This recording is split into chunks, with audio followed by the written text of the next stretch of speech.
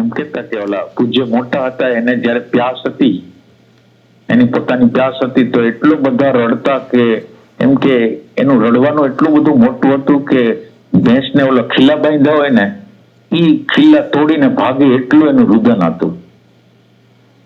કહેવાનું તાત્પર્ય પ્યાસ કેવી હોય.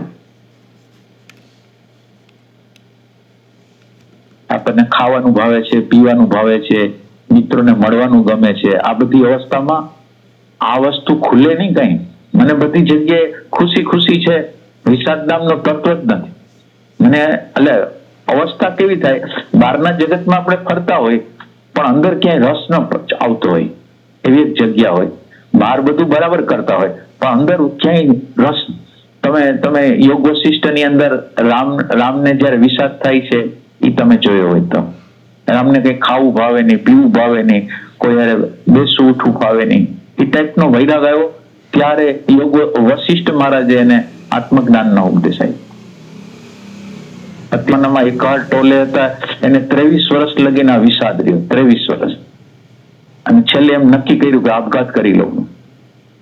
અને એ આપઘાત કરવાની તૈયારી કરે છે એમાં એ વખતે આનંદ એને પ્રગટ થાય છે. એટલે વિષાદની અવસ્થા આપણી કેટલી છે, આપણી અંદર વિષાદ કેવો છે, એના વગર ન રહી શકી એવું કેવું છે.